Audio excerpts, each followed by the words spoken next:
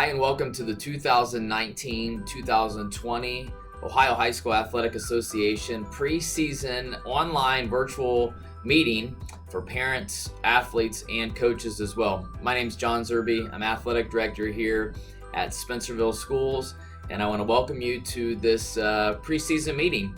And we just want to talk a little bit about what your sport is going to experience in the next few months, and as a parent, what some things that you can look at, as an athlete, some things that you should know, and as coaches, things that we put in place policy-wise so that we're all on the same page and that we have a great experience as a student athlete. So we'll go ahead and we'll take a look at this presentation, and we'll move far along into it. And my hope is that you enjoy it and you find this a time that's good for you, and you can learn some things as well.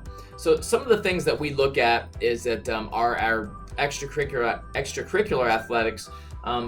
It's something that we look at that promotes education. It's something that it not only it complements our school experience, but it's something that it's beneficial to the student athlete. And I remember times growing up that the lessons that I learned in the classroom were so vitally important, but the lessons that I learned on the field or on the court was just as equally as important. So we look at that as it's something that can teach a lot of things, like citizenship, like hard work, like discipline, a way to show up on time, a way to be a great teammate, someone that can be coachable, can be accountable. All of those things that we find important, that we would stress in the classroom, we also stress on our athletic fields as well. And we feel like it's important for our student athletes to learn that, to go through that, and understand that as well, along with learning how to promote a healthy lifestyle, something that they can learn to do, ways that they can take care of their bodies, ways that they can learn how to exercise, and just something that they can take with them when they leave high school, the high school experience, and they can have that time where they know how to train their bodies and take care of their bodies as well. Moving on, some of the reasons why we believe that the OHSAA is it's important. We believe that these programs are great, that they serve their benefits, and that it helps prepare you for the next stage of life. But one of the things that we do not believe in is that our programs are designed to take you to the next level, meaning they're not designed to make you a college athlete. Now, I will say this: if you become a college athlete, it's like icing on a cake. Cake is really good, but when you put icing on it, it's even better. So if you have aspirations to be a college athlete, that's wonderful. We want you to do that, and we have coaches that will help you do that. But what we're saying is that these programs are not designed to send every single athlete to college. This is an experience for high school. This is an experience that we want to be beneficial to you and something that you can enjoy, but we're not here to prepare you to play college athletics, although that's something that we would love for you to do someday. Some of the other things that we believe in, that we're, as being a part of the OHSAA, we believe that this extracurriculars like basketball and wrestling and track and baseball and softball, all those sports, it really fosters a well-rounded experience for our students. Being a student is fantastic, but we know that these extracurricular things are what students really enjoy. And we always say that you're 100% student, but you're also 100% athlete, meaning that we want you to take both very seriously. But the biggest thing I guess we could say is that we really believe that your academic success is more important, and it takes priority over any other success that you have, meaning that we stress academics first, and we will make sure that you are in the right place academically before you're able to participate with us athletically. As far as athletics go, one of the things that we like to stress is that individuality is great. It's an awesome thing to get individual awards and to also achieve individual things. We want those to be goals, but the biggest thing is that the success of your team is more important than any individual goal that you could have. And so, as we look at that and we look at the ways that we can become great teammates, that's something that we stress here at Spencerville. And finally, we want you to know this. We want parents to know this. We want athletes to know this. Your participation is a privilege. It's not a right. It's not something that you have to do. Meaning that as an athlete, when you show up for practice, make sure that you're thankful that you get to do it. Make sure that you are appreciative of the fact that you have the chance to participate, because you don't have that. You don't have to have that privilege. And if you take it for granted, then it's something that, number one, you're going to miss out on. You're going to miss some of the benefits and some of the fun and rewarding things that you could accomplish. But the next thing is that really you're not experiencing the whole athletic experience altogether. So we want you to understand that it's a privilege to be on a team. It's not a right. Make sure that we all understand that and are on the same page. So what are some basic OHSAA rules that we have that we must follow as members of the Ohio High School Athletic Association? Here are some things. We do this because we want to promote education. We want to make sure that all of our athletes know that education comes first, and that sports is important, but that education comes first, that these rules help you be compliant to the OHSAA's mission. Now, we tell you this and we stress that to you because as an athlete, you are responsible for following these rules. You know, I hear excuses that my mom didn't tell me, my dad didn't tell me, the coach didn't tell me, whoever didn't tell me, okay? I want to stress this today. Student athletes, you are responsible for being compliant. You have no one to blame but yourself. So make sure that you know these rules, that you have them in your mind and in your brains, and they're on the forefront of your minds at all time. And we do this so that you can stay eligible, that you can stay eligible to play our athletics. And we have different things that we have as far as a code of conducts and rules within our athletic department, but we want you to stay eligible and we want you to stay ready for those sports. So let's talk a little bit about eligibility first. Let's talk about grades. And at the high school level, 9th graders above, you have to be passing a minimum of 5 classes to play. And so if you're an incoming 9th grader, it's 5 classes from your previous 8th grade year. And if you are a high school student, anytime past your first quarter of your high school year, you have to be passing at least a minimum of 5 1-credit quarter classes. Now, at Spencerville, one of the things I've found is that the only class that is not a 1-credit equivalent class is phys ed. So if you're taking phys ed, that's only a half a credit equivalent. So we want to make sure that you're passing 5. Now, that doesn't mean that you just pass 5 and that's all you need to pass. We want you to pass all your classes. But that's the standard that we use at Spencerville, the same standard that the OHSAA uses. Quite simply this, pass your classes, do your homework, study for your tests, do the things that the teachers are asking you to do, and we'll all be okay if you do that.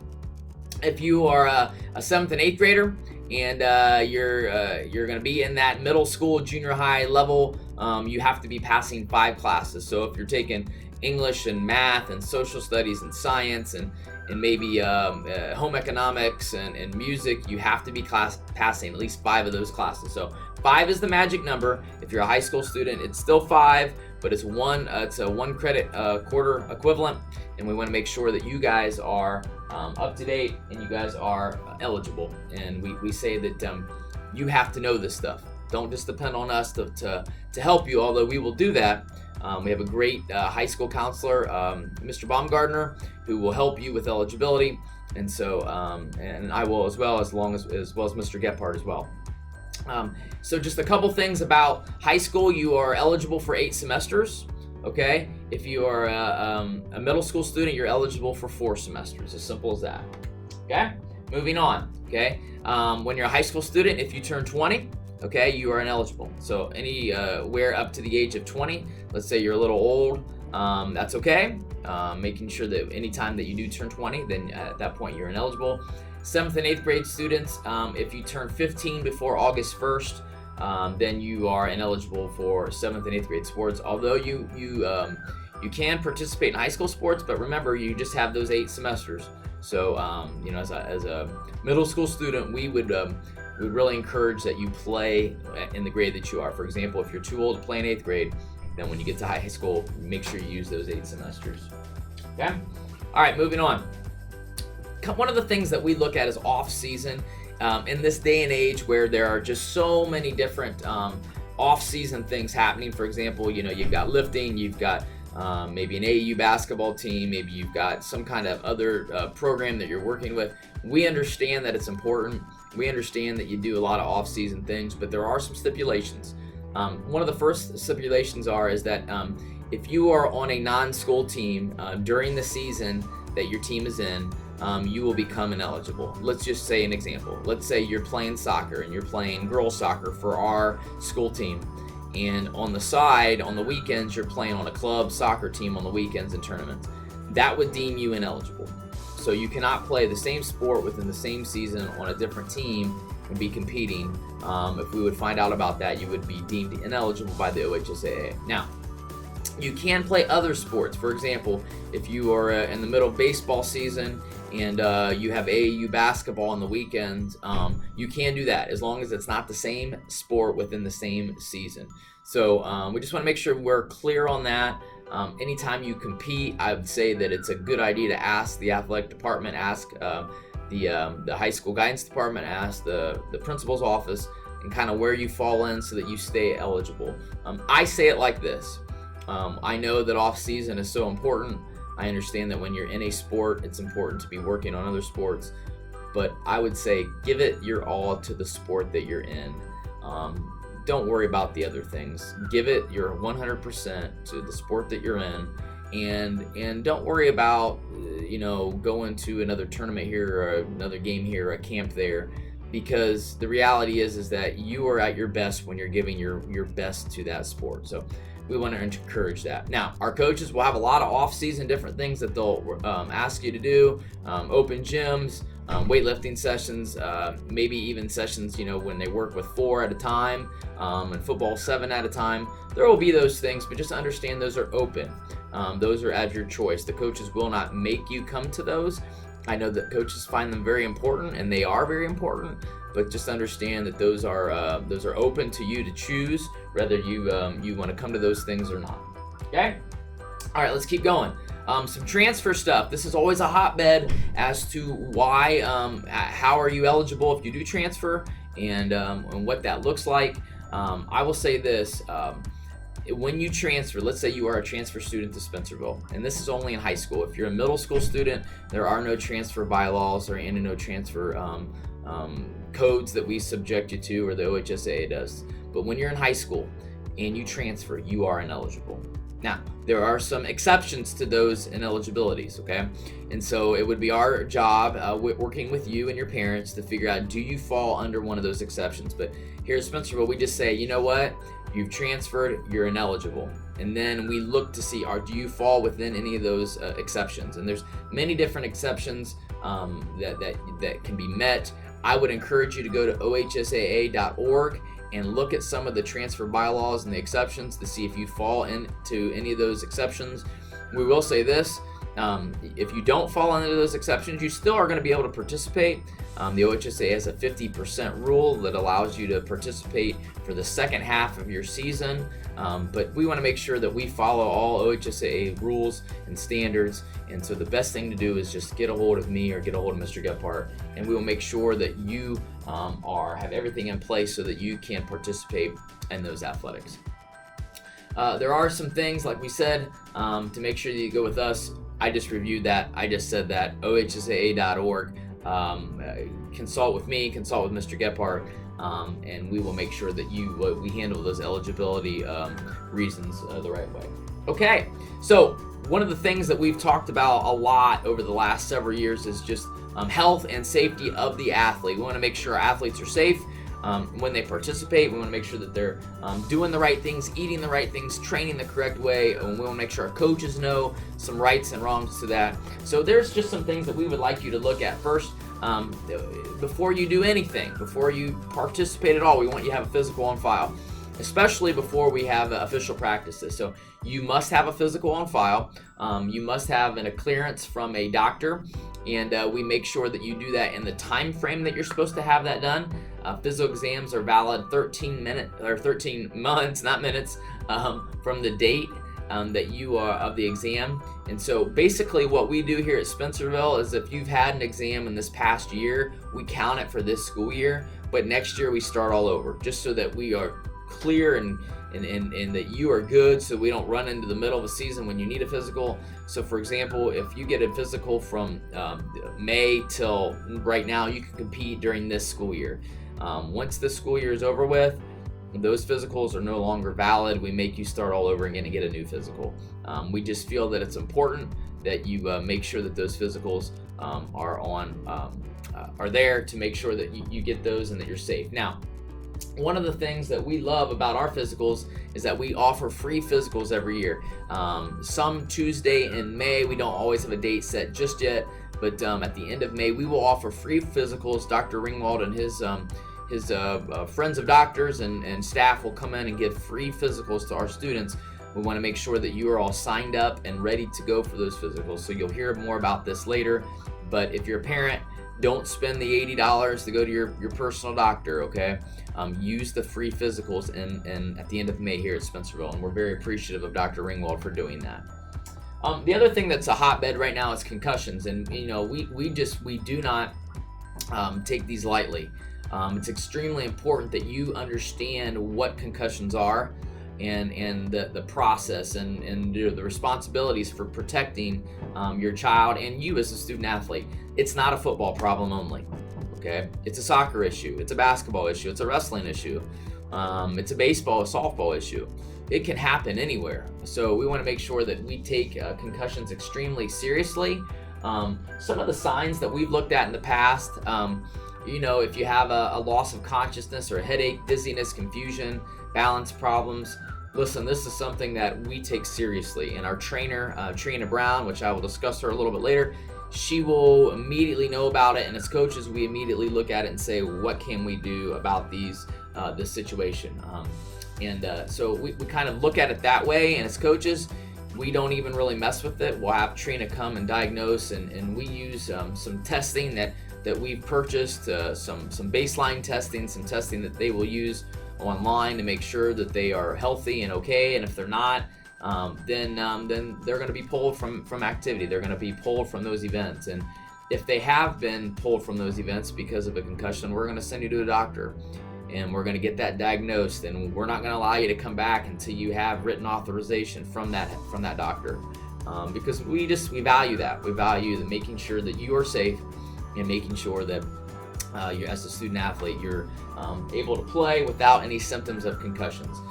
Some other things that I think are common sense, but you just have to cover it, is obviously the OHSAA and us as a school, Spencerville, we do not promote the form of any use of the form of alcohol, tobacco, or drugs. We feel like that's something that is common sense, but there are additional school and penalties that if that does happen.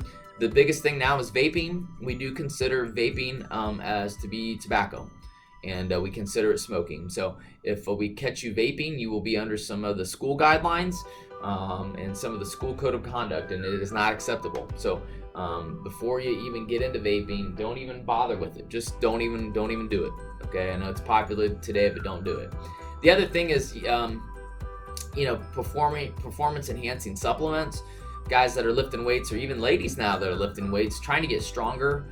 Maybe it's energy drinks, or maybe it's some other thing that it looks to be like it would really help you and benefit you. We don't endorse that at all, and we don't want you using those things. What we would like you to do is eat healthy, drink a lot of water, drink milk. Chocolate milk's great. Eat chicken, eat protein, eat things that will help your body grow, and work really hard. But you don't need those other things to help your body achieve. So just something that we want to make sure that as an athlete, our coaches will push. One of the things that we do think is that make sure you have a healthy dose of vitamin D. Make sure you're taking maybe multivitamins are okay, but make sure that your protein intake is high from food, but don't worry about any of those other things. As athletes, as parents, this is one of the hottest topics at times, is behavior and sporting behavior in the stands, and how to act. And I know this gets intense, and as parents we get all fired up, and as athletes we get fired up, but we just really want to make sure that you understand that when you take the floor, you take the court, or you take the field, you're representing our school, you're representing our community. And so as parents, when you come to games, you represent our school. When you go to away games, you represent our school. So we want to make sure some things are in line as you look at these, as you look at respecting officials, respecting the other athletes, respecting coaches. We want to make sure we treat our opponents, we treat our coaches, and we treat all the officials with respect. Now, I know that's difficult, but I want to tell you this. Coaches and officials always do their very best. They're not trying to hurt one team and help another. They're not. Especially, the officials I'm talking more about here. Treat them with respect. I know that they have a very difficult job, and sometimes they make questionable calls. That's just because no one is perfect. So I'm going to ask you to do that. Treat our officials with respect. Treat our coaches with respect. The coaches are doing their very best as well. And make sure that the things that you do doesn't incite or maybe promote actions of other people, that you're not out there trying to ridicule or demean or embarrass people, especially your own kid. I know sometimes it's easy to get mad at your son if he's not hustling, or your daughter, maybe she's not in position where she needs to be, but you just remember, maybe that's a conversation to have at home. It's not something to do in front of others, or definitely not to scream and yell, and we just don't want that kind of behavior at our school. I have a funny video from a guy named John Christ, and he's hilarious. I think he's great, and we'd like to take a moment and just watch him right now. This is the worst officiated game I've ever seen. Just take him to the hole. That's a foul. That's a terrible call. Are you serious? My son's not in the game right now, but he's got a couple offers. Colleges are looking at him. He's probably going to go D1. Yeah, the coach just hates him. Trap him. That's a foul. Charge. We got to play some defense. Oh, we have the ball? Offense. I'm going to go find the coach at halftime. I got a couple plays I'm going to recommend to him. That's a foul. He's over his back. That's a terrible call. You know what? I heard they illegally recruited some of these players. I think they paid them. Guard somebody. Trap him. Trap him. How is my son supposed to get a D1 scholarship if y'all don't put him in the game? Sure, he's 4'11", he's a senior, but he can shoot. Jump ball. That's a jump ball. No. We need somebody in the game that can handle the ball. My son can dribble 2 basketballs at once. Terrible. I think I'm going to pull my son out of this school. They don't appreciate him here. That is a travel. These refs are horrible. I need like some kind of cushion or something. These bleachers are killing my hips. Box out. Box out. Defense. Defense. That's a foul. That's a terrible call. Where do they find these refs? I didn't pay $150 for a pair of Jordans for my son to sit on the bench. I'm going to email the coach after the game. Now, I know that video is kind of funny, but I think it kind of probably hits home with a lot of us, just because there's a lot of truth to that. And, we just want to make sure that when we come to games, we're being positive and we're being encouraging to not only our student athletes, but to those around us, coaches and officials as well.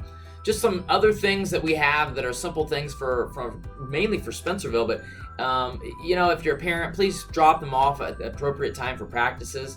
Don't drop them off an hour early.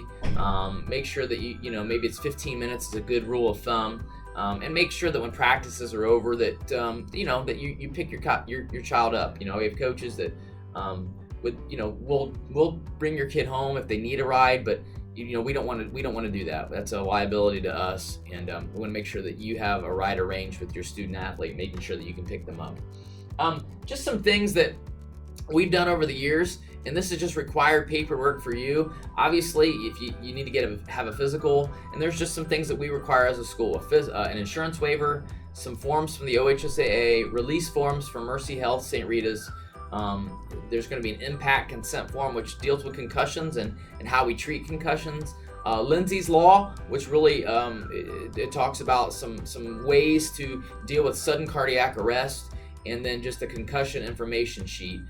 We want to make sure all that is filled out. Now, we've went to a new system called Final Forms, And that system has been very successful. We've had parents go on there and fill this information out. We would like all that information to be done in final forms. We no longer do hard copies, so we want to make sure that all that stuff is done in final forms. And here's the address and final forms. You can go to our website, SpencervilleBearcats.com. There's a link for final forms. Make sure that you register there, that you have an account, you're attached to your student athletes account. But you know, there's going to be a lot of different ways that we do paperwork, and we want to make it easier on you now. But final forms, we feel, is a great way to make sure that that paperwork is done and completed, and that you know some of the things that all those stipulations require. So like I said, if you have questions about final forms, feel free to contact the office, contact me, maybe even send me an email. Let me know if there's some issues with that. Just real quickly, we talked about it earlier, but we're gonna go over it real quickly. High school students, you must be passing 5 1-credit courses or the equivalent. Junior high students, 5 classes. It is your responsibility, students, to pass these classes. Don't blame mom, don't blame dad, don't blame your dog. Get the assignments done and get the studying done. Make sure you're passing your classes. Second quarter is over on January 17th. Now the second quarter will affect winter eligibility. Third quarter is over March 27th. Third quarter affects spring eligibility, and then fourth quarter is obviously over on May 29th, the last day of school. That will affect next fall of 2020's eligibility. So make sure that you have your grades in order before these deadlines and these timelines are up. We do check every single student's grades to make sure that you're doing the things that you should be doing. One of the rules we have here at Spencerville is an 8:15 a.m. rule. Basically, that you as a student need to be here by 8:15. School starts at 7:45. We want you here at 7:45. But if something would happen, maybe a car doesn't start, or you missed the bus or something, we need you here by 8:15 if you want to participate in a practice or in a game. Now, if you come in after 8:15 and you have a doctor's note, you're okay. But if you don't have anything, no note, no nothing, then you need to be here by at least 8:15 to be able to participate. Be in class by 7:45, ready to go. Don't miss class. If you don't have a note and you're late, and you come in at noon and you have no excuse as to why you're here, you're not going to be able to participate that day. And if it's a game day, then you won't play. You won't practice. Okay, it's a practice day. Just real quickly, we need great parents to help us do a lot of different things. And I know this is just kind of a plug, but coaches will be asking you soon to help during your parent meeting with the scoreboard operators. If you're a bookkeeper, maybe keeping stats, taping the games, we do use Huddle. So if you're a parent and you would love to help out in some way, this is a great way to do that. And we'll allow you to get in the games for free to help us do that. Social media, we do use social media. I'm awful at it, but I try my best. We do use a website called OhioAlerts.org, and that's a way that you get text messages on your phone. And you can go to OhioAlerts.org/Spencerville, and you can sign up for those text alerts. And important alerts, just athletic alerts, will come through. Also, my Twitter handle is SpencervilleAD, and we have a Facebook page called Bearcat Athletics, which is where you will see this video streaming from very shortly, and is online as well. One of the things that we look at and talk about is the chain of command, and how that is so important as an athlete and as a parent especially, and how to fix conflict by using the chain of command. So let's just say you have an issue as a parent. Maybe your child you feel like something's going on that's not quite right. Contact the coach, please. Phone call or email. I would say this as someone who's coached and has been an athletic director: texting is not the way to go. Texting a coach just never comes off well. I don't think you can always hear the tone in the voice or know what they necessarily mean when texting happens. So I always encourage to make sure that you call or you email as the best form. And meet with the coach. Meet with the coach and ask some questions, and the coach will meet with you if you request the meeting. So we just want to make sure that's out there. If you met with the coach and you just can't really have any resolution to it, at that point you would need to talk to the varsity head coach, and they know that if you would request the meeting, they would probably meet with you and that coach to see if you can get anywhere with the problem, and have a meeting of those 3 people. At that point, once you've met with the head coach and the coach, you can contact me. And at that point, we'll bring everybody in and we'll have a meeting and we'll talk about this. And as you can see, from that point on, it'll go to the principal, the superintendent, and the school board. We try to eliminate things early. I know a lot of times people will come to me and bring things to me and they've never talked to the coach at all. So I just want to encourage you to make sure that you are in communication with your coaches. Texting is not the way to go. Just to call them or talk to them face to face. And the biggest thing I can say is this: do not approach a coach after the game. Emotions are high for the coach. Emotions are high for the parent. Emotions are high for the student. Give it some time. Give it a night to sleep on. Give it 24 hours until everyone's emotions are in control, so that it doesn't become worse than what it could. So I just want to make sure that you know that, and parents know that, and athletes know that. If there's an issue, please wait till the next day to talk about those issues. Don't do it right after a game. We have a lot of schedules that we're going to talk about, and we have schedules with basketball and wrestling and cheerleading schedules even. So we put these schedules online. You can go to our Spencerville Athletic Booster site. They're also on our school website, SpencervilleBearcats.com. I can email you a copy if you'd want one. But schedules do change. We're adding wrestling events as we speak. So, things happen. Games get canceled. Games get made up. As an athletic director, the easiest thing for me is just to keep the schedule the same, because we've planned so far in advance. So when we do change it, it's not because we wanted to, it's because we had to. But just to let you know, if you need a schedule, please contact us, and we will have them readily available for you. Transportation. I know that some people talk about transportation and they want to know kind of how that works. And we believe as a school, it's in our code of conduct that the easiest way and the safest way, I should say, of transportation is for your child to ride the school bus. So that's what they're going to do. If they're going to go to and from games, they're going to ride a school bus. Now, we know that there are situations, we know that there are reasons to go home with mom and dad, but for any of these reasons, you must have an approval letter and paper from Mr. Gephardt, our high school principal, before the game happens. So if you come to Mr. Who and so, Coach so-and-so, after the game, say, I want to ride home with mom or dad to go to McDonald's because we're hungry, the coach is going to say no. Unless you have a note, transportation form from Mr. Gephardt. I would encourage you that if you have several games that you're going to do this, maybe you don't live close to the school, please see Mr. Gephardt before the season and get a length of dates approved by him, so that we have that on file. We just want to make sure that everyone is safe, and that there is permission to ride home with a parent if that's what needs to be done. The next thing is just a plug for our athletic boosters. We have a phenomenal athletic booster group here at Spencerville. They give tens of thousands of dollars every year to our student athletes. Some of the things we've done just this past year: football equipment, basketball uniforms, golf state bags and trips, and cross-country trips, and they purchase huddle and baseball uniforms. They'll be looking at softball uniforms this year, and wrestling uniforms. So they do so many great things. So we need your help. They meet the first Monday of every month at 7 o'clock in the home ec room at the new school. You are welcome. You don't have to sign a paper, bring money. You just need to be breathing and show up, and you are an athletic booster. So we encourage you to come and join us and be a part of our athletic boosters, and we'd really appreciate your help. We're pretty lucky because we have a full-time trainer here at Spencerville. Her name's Trina Brown, and Trina the trainer, and she's normally here from around 3 to 6 on a normal practice night. On game nights, obviously, she's here from maybe 2 o'clock until whenever games are over with. But Trina does an outstanding job. It's a great service that we provide you as parents, as student athletes. And we really lean on Trina to make sure that we are doing the right things for the health and concern of your student athlete. So we're very happy with Trina, and she does a phenomenal job. So if you haven't introduced yourself to Trina, please make sure you see her and talk to her.